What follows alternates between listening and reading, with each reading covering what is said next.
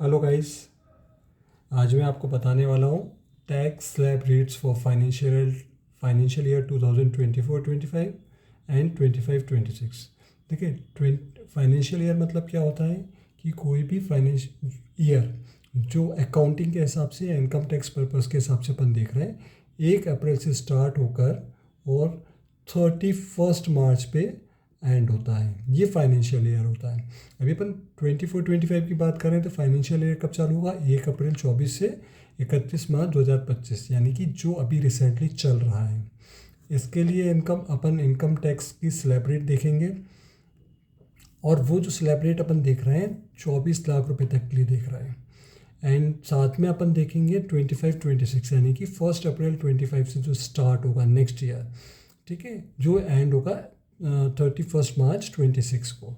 ठीक है, तो यहाँ पर आप चार्ट देख सकते हैं, और दोनों का कंपैरिजन में आपको 24 लाख रुपए तक की इनकम के लिए बता रहा हूँ। यहाँ पर मैंने बनाया है ओल्ड टैक्स रिजीम, और यहाँ पर है new tax regime. New tax regime में दो पार्ट हैं, financial year 2024-25 and financial year 25-26।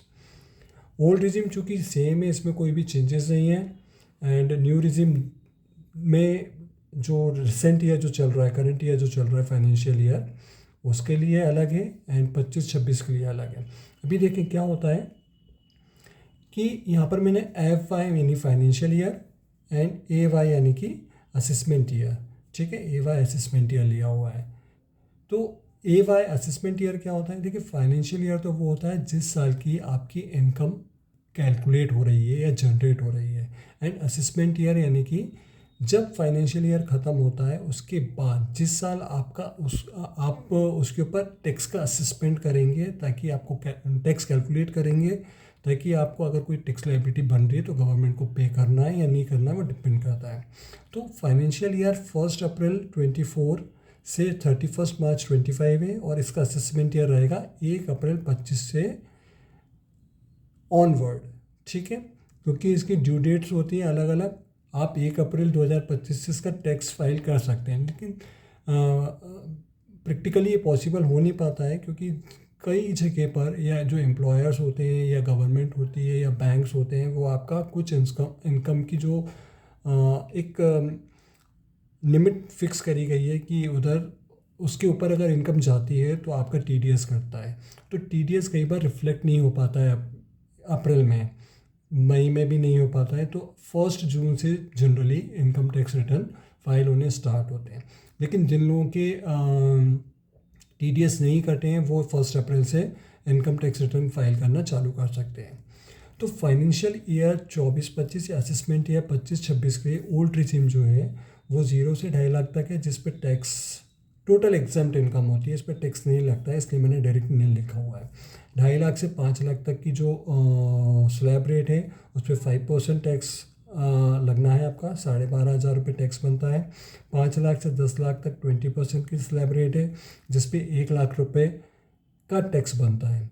And चूंकि अपन ये इनकम ले रहे हैं 24 लाख रुपये तक की, इसलिए मैंने नेक्स्ट स्लैब बनाई है 10 लाख या उसके ऊपर की, जिसको अपन मैक्सिमम 24 लाख तक ले रहे हैं। इस पर 30% का स्लैब रेट है, और इस पर टैक्स बनेगा आपका 4,20,000 रुपये। देखिए यहाँ पे मैंने लिखा हुआ 14 लाख रुपये, 14 लाख पे 30% से 4,20,000 रुपये।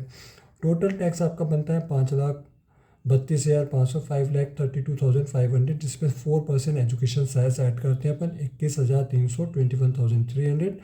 टोटल आप अगर ओल्ड रिजीम में जाते हैं इस फाइनेंशियल ईयर के लिए या इस असेसमेंट ईयर 2025-26 जो अब आप भरेंगे आगे 1 अप्रैल के बाद जो रिटर्न भरेंगे उसके लिए यही है। टोटल टैक्स आपको पेबल रहता है 5,53,800, 5,53,800 इस साल के लिए। ये ओल्ड रिजीम हुआ 2024-25 या असेसमेंट ईयर 25-26। उसके लिए न्यू टैक्स रिजीम क्या है? 0 से 3 लाख तक सरकार ने एग्जम्प्ट करा हुआ है कि भाई आपको कोई भी टैक्स नहीं देना है अगर आपकी इनकम 3 लाख रुपए तक की है।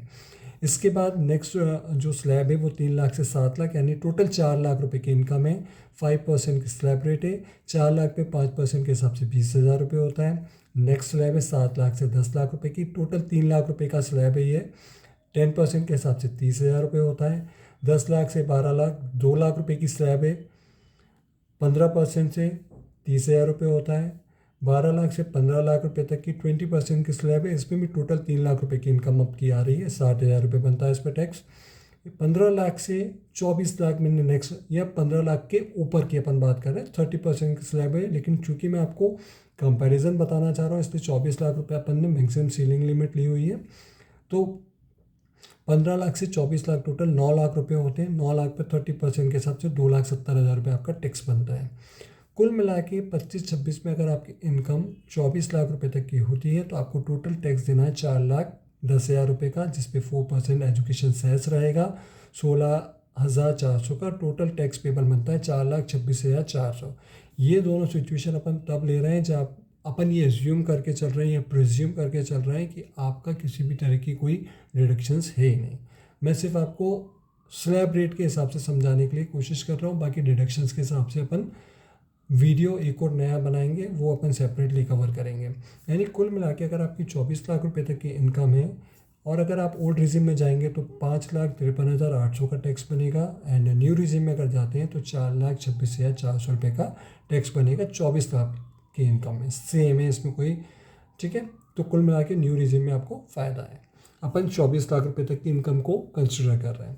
अभी अपन नेक्स्ट जो अप्रैल से 1 अप्रैल 25 से जो नया फाइनेंशियल ईयर स्टार्ट होगा, जो एंड होगा 31 मार्च 26 को, ये आप यूँ समझे अभी 1 फरवरी 25 को बजट जो आया है उसमें ये slab rate next assessment year के लिए या नेक्स्ट फाइनेंशियल ईयर के बताए गए हैं।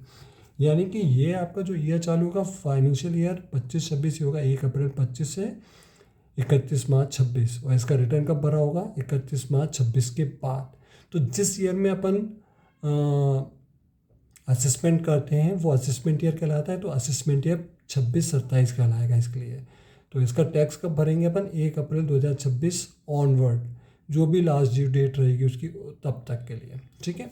इसकी जो स्लैब रेट है वो है 4 लाख रुपए तक सरकार ने टोटल इनकम एक्सेप्ट करी हुई है कि आपको टैक्स भरना ही नहीं है। 4 लाख से 8 लाख रुपए तक अगर न्यू रिजिम अडॉप्ट करते हैं तो वाली बात कर रहे हैं। ओल्ड रिजिम में जाएंगे तो वो आपका जो एग्जिम्पशन है वो 2.5 लाख रुपए की रहेगी। सेम इस सिचुएशन में है कि न्यू रिजिम में जाएंगे तो 3 लाख तक एग्जिम्पशन है, ओल्ड रिजिम में जाएंगे तो 2.5 लाख रुपए तक का एग्जिम्पशन है। आपको इस चीज़ को ध्यान रखिएगा। मतलब एग्जिम्पशन ऐसा नहीं है मैंने यहाँ पे 3 लाख लिखा है या 4 लाख लिखा है तो आपका एग्जिम्पशन डायरेक्टली यही होगा। ये अपन बात करें सिर्फ न्यू टैक्स रिजिम के सिनेरियो में।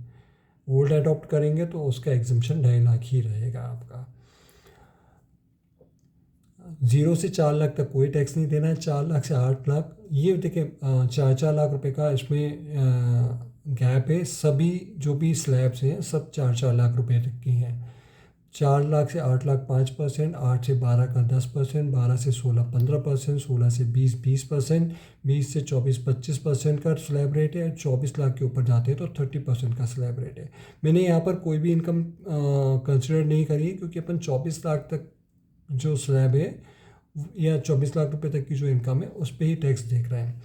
तो 4 लाख पे 5% के हिसाब से 20%, 4 लाख पे 10% के हिसाब से 40%, 4 लाख पे 15% के हिसाब से 60,000 रुपये, सॉरी 20,000, 40,000, 60,000। 4 लाख पे 20% के हिसाब से 80,000 रुपये, 4 लाख पे 25% के हिसाब से 1 लाख रुपये। टोटल आपका जो टैक्स हुआ 24 लाख रुपये तक की इनकम पे, कब के लिए बात कर रहे हैं 25-26 के लिए बात कर रहे हैं। टोटल आपका टैक्स बनता है 3 लाख रुपये का।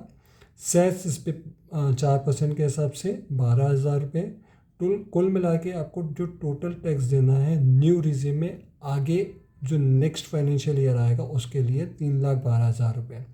तो कुल मिला के आपको जो टैक्स सेविंग हुई, अपन कंपैरिजन कर रहे हैं। देखिए हम ओल्ड रिजिम में बेनिफिट कितना हो रहा है 2,41,000, ये ओल्ड रिजिम है 5,53,800 का। और न्यू रिजिम अगर आप अडॉप्ट करेंगे इनकम कितनी है 24 लाख रुपए तक, तो आपको टैक्स न्यू रिजिम में देना 3,12,000 का, ओल्ड रिजिम में देना है 5,53,800। तो कुल मिला के 2,41,800 रुपये का आपको बेनिफिट हो रहा है टैक्स में, ठीक है। और न्यू रिजिम में क्या बेनिफिट है, अपन न्यू रिजिम का बेनिफिट अपन कैलकुलेट कर रहे हैं करंट फाइनेंशियल ईयर की जो टैक्स रेट्स है उससे कंपैरिजन कर रहे हैं अपन, ठीक है।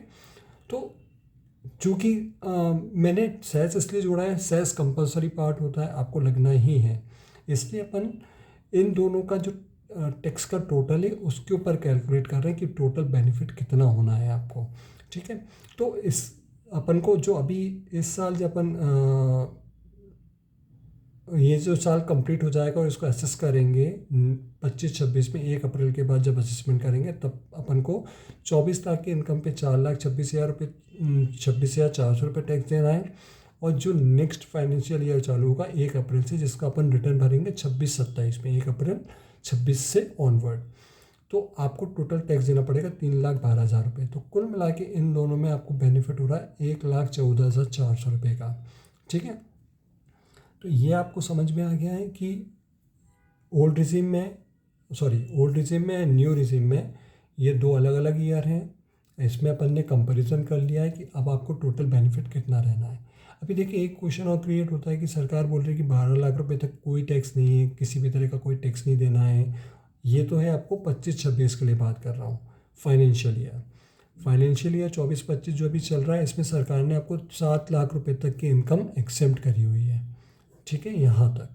और जो नेक्स्ट ईयर चालू होगा उसमें आपको एग्जेम्प्ट करा है यहाँ तक। तो एग्जेम्पशन डायरेक्ट नहीं है, वो सरकार क्या करती है, अगर आपकी इनकम 7 लाख रुपए तक की है तो सेक्शन 87A के अंतर्गत आपको रिबेट दे देती है कि भाई आपकी इनकम अगर 7 लाख तक लिमिटेड है। एक चीज़ ध्यान रखिएगा, इसमें किसी भी तरह की स्पेशल इनकम मतलब कि जिन पे स्पेशल या एक फ्लैट रेट से इनकम टैक्स चार्ज होता है वो इंक्लूड नहीं है, अपन नॉर्मल इनकम मान रहे हैं। स्पेशल टैक्स रेट इनकम क्या होती है, जैसे short term capital gain, long term capital gain, किन पर, प्रॉपर्टी पे भी हो सकता है वो, या शेयर मार्केट पे भी हो सकता है, या जो आप बिटकॉइन का जो काम करते हैं वो, या आपको लॉटरी लग गई, इन पर 30% का स्लैब टैक्स रेट होता है फ्लैट। तो जिन चीज़ों पर सरकार ने, गवर्नमेंट ने या इनकम टैक्स डिपार्टमेंट ने एक फ्लैट रेट डिसाइड कर दी कि उस पर वो टैक्स लगना है, तो वो सारी इनकम इसमें कंसिडर नहीं रहेंगी। नॉर्मल इनकम जो होती है, नॉर्मल बिजनेस से आप करें, सैलरीड पर्सन है, बैंक से इंटरेस्ट मिल रहा है, एफडी का इंटरेस्ट है, रेंट इनकम है, इन सब पे 7 लाख रुपए करंट ईयर के लिए है एंड 12 लाख रुपए तक की लिमिट नेक्स्ट ईयर के लिए है। तो अगर 7 लाख रुपए तक की इनकम है तो आपको 87A के अंतर्गत इसमें रिबेट मिल जाएगी कितनी, 20,000 रुपये की।